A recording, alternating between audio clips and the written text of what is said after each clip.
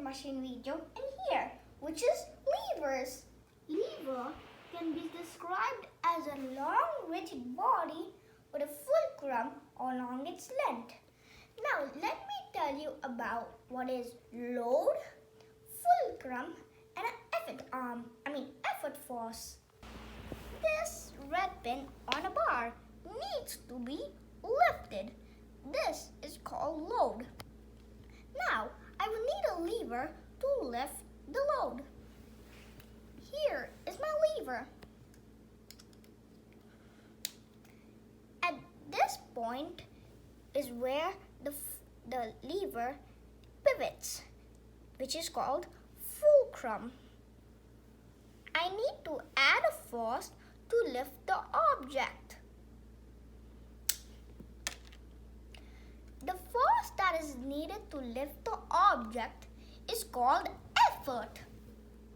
There are three types of levers, class 1, 2, and 3. The class depends on where the load and the force is positioned relative to the fulcrum. Let's start with the class 1 lever.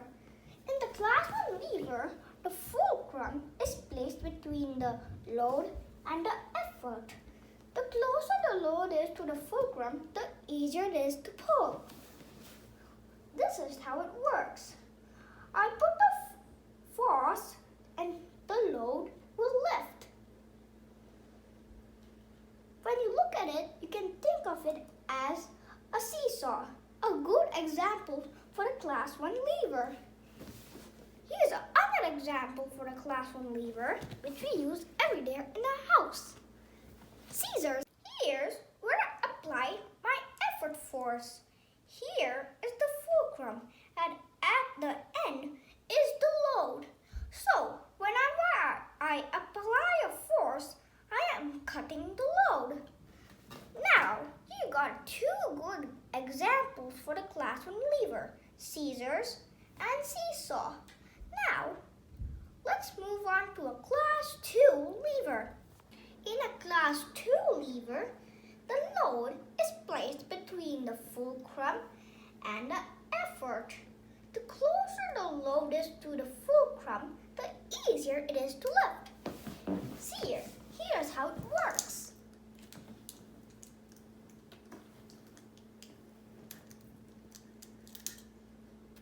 There are two examples for the class 2 lever. They are wheelbarrow and a nutcracker. Let me show an example with a wheelbarrow. Here's a wheelbarrow I built to show you an example of the class 2 lever. Fulcrum, basket to fill in the load, and effort force. So, I'm going to fill the basket with dirt, aka mint. I'm going to place it all uniformly. So that way it is balanced and easy to push and pull.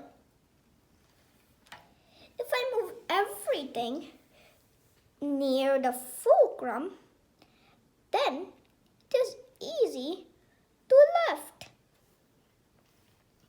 But if I move the dirt, aka mint, to the effort, it is not easy to lift. So, I hope that you got any examples for the class 2 lever, wheelbarrow and nutcracker.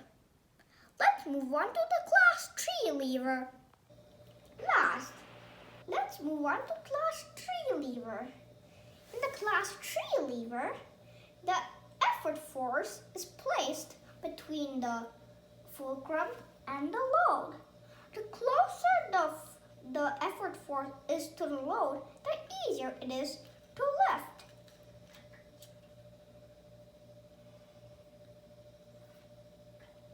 There are two examples for the class 3 lever. Those are fishing rod and shovel. Now, got an idea about levers and the three types of levers. Yay!